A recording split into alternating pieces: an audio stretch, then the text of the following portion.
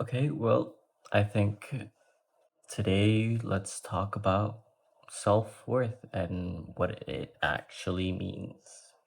Because I didn't know what it meant for the longest time, and I'm still kind of sort of figuring that out. But I've always wondered what it actually meant because I never understood what what was worth it, what was the redeeming quality that I had that was worth it.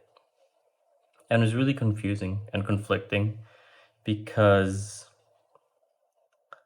whenever I would have this low self esteem and have a feeling that I don't have this self worth, this so called self worth, I don't know where to go. And because I'm so surrounded by people, all I can think about is other people's opinions and how they go about their life and how they live.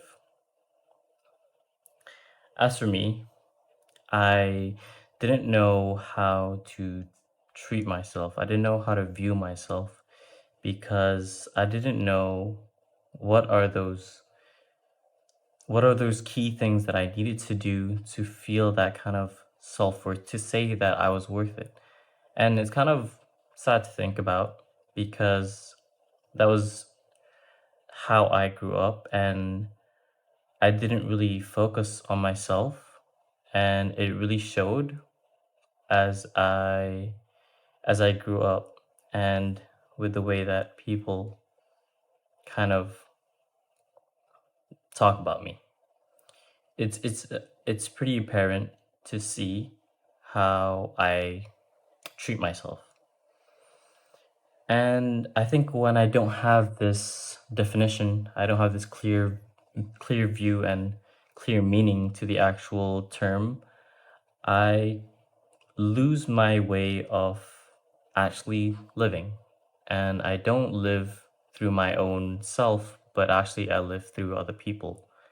What I mean by that is I put other people first before myself, and kind of putting myself in the way to prevent others from having to deal with the conflict or the situation themselves.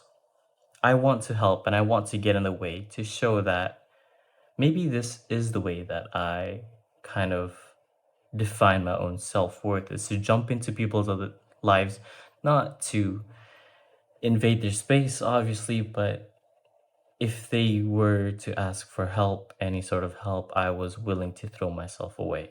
And I think this is one of one of the biggest traits of savior complex.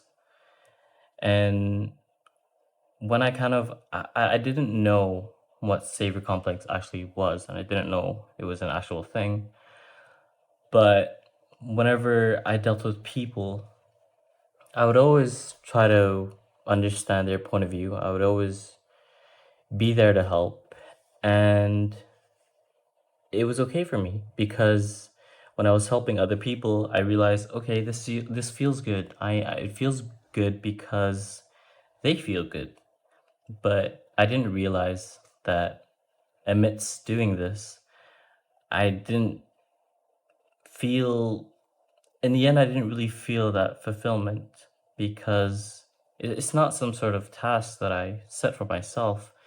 But time and time, when I do help these people, I get mistreated or I get used. And then I wonder if what was the cause of the problem? And I go back and I see myself as the common denominator and the root of the problem because I would never see other people as a mistake. I always saw my own flaws.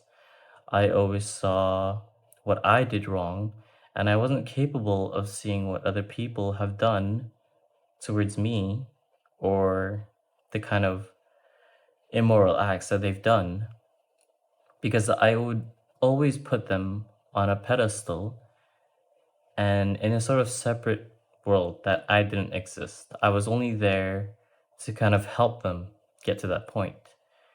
And I wanted to be a helping hand. I wanted to help people, but I was slowly kind of destroying myself and losing a part of myself in the process. So when I was helping these people, all I wanted to do was to see them thrive. And because of these people that I would help, some people do deserve the help, but some of them did take advantage of the way that I treated myself because they obviously saw that I didn't value myself as the same sort of level as my as them, and it was clear.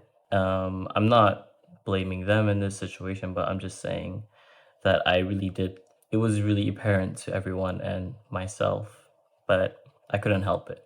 I couldn't help the fact that I just didn't prioritize myself, and I wanted to be this sort of hero to help people. It was sort of like a delusion to make myself feel better by helping others, but in the end, I wasn't taking care of myself. I was really just getting tired and tired over time. Other than that savior complex, I was trying to find what actually defined self worth, right? Going back to what I said earlier, I always thought that it was achievements that you made in life. For example, I graduate from high school or graduate from university or getting a job and all these sorts, or learning a talent that not everybody is really good at. And these materialistic things that existed in my world and in front of me or in my room, I would look at them as a sort of approval, to look at that item, to look at that achievement and say to myself, oh my God, I did good and I'm proud of myself. You know, this is a clear definition of worth. But I didn't really understand properly, obviously, what it meant. I was always trying to get all these things and achievements. I never ever felt really happy with it. I would get the achievement and I would be happy in the moment, but when I get home and back into my room, I kind of question what really made me feel that way. I did good, yes, but is this really as a redeeming quality as I think it is? And that never made me satisfied because I was looking for different things to achieve and I was looking for different things to define my self worth. But looking back, I realized that it isn't something that you can actually define like that. It isn't some sort of simple math equation of 1 plus 1 equals 2. And you need to actually firmly believe it instead of getting all these things that would help you believe that you are worth it. I would also be really conflicted with the beliefs that I have and with other people because when I lacked this self worth, I didn't have a firm stand. I didn't have a firm foundation on my own beliefs. If, for example, there was somebody that I respected and that I cared for example, like a friend, and they told me something that they disagreed with me, and I had a an opposite opinion, I would go with what they said. And I didn't I didn't know when to tell myself, okay, this is what I believe and it's okay if I disagree with them. There's nothing wrong with disagreeing with them. But I always wanted to understand their point of view and try to kind of from that perspective kind of shape the way that I think. It was kind of like a manipulation towards my own self and it was self-sabotage in the making. And I don't know this in the moment because I lacked that that worth. I lacked the self-worth and I didn't know what it meant. During the times that people have mistreated me and taking advantage of me, when those things happen, in the moment, I feel conflicted. I feel really conflicted because I have a belief of, or at least a small understanding of, I feel bad because they did me wrong and I don't want to be treated like that. But when I have this silent moment with myself and I think it through, I overthink it and I start to try to gain every single information that sort of helps their perspective and their understanding of why that happened and why they treated me the way that they did. Maybe I deserved it. Maybe I did something wrong. Maybe I should have done something better. Because in that case scenario, when I was thinking about it, I wasn't a person. I wasn't somebody that was worth mentioning. And when I look back on those situations, me, myself, I don't see myself. I see the other person. And it makes me feel like that quote unquote hero again, like I'm helping somebody, even though they've clearly mistreated me. And whenever I tell my friends about it and the people that are close to me, they would tell me straight up that you got mistreated. And I would go, sure, but they did, oh, well, I did this, they did that, they understand this, they went through this. It was it was to the point where I would purposely make myself the villain to make them look innocent in that situation. That was how bad it was when it came to that that savior complex. Every time that I tried to find this definition of self-worth, it felt really weird because I was trying to find answers and it never worked. All these achievements or and all this saving and quote unquote saving and helping others, I didn't feel fulfilled. I didn't feel like I did what I was trying to seek for or that self worth. And it felt really weird. And when I meet people that actually have this self content and self worth, and I try to understand the way that they see it, it was really, it was something that I was really unfamiliar with.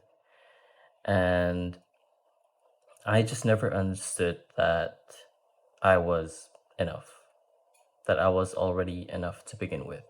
That wasn't something that really comprehended with my mindset. I didn't know whether self-worth was something that you gained throughout your life or something that you were born with. And I firmly believe now that it is something that you are born with. It's not something that you work towards. It's not something that you gain at a specific age. It's not something that you gain after graduating. It's not something that you get from helping others or people's approvals of yourself. It's something that you have to firmly believe. And I think once you understand that, when you throw all these things away, when you scratch away all these materialistic things and you tell yourself that maybe I am already enough. You don't need to be all this extra stuff. That is self worth. That is the feeling of self content when you actually understand that you are a person who is worth the love just as much as other people around you. You're not any lower, you're not any higher. Everybody is in equal amount. And as you may think differently, you just need to firmly believe in yourself. And you need to know that you're enough already. That enough part is what makes self worth. So try to prioritize yourself in the future. This is a note to myself and to people who are watching. And don't forget to believe that you are already more than enough.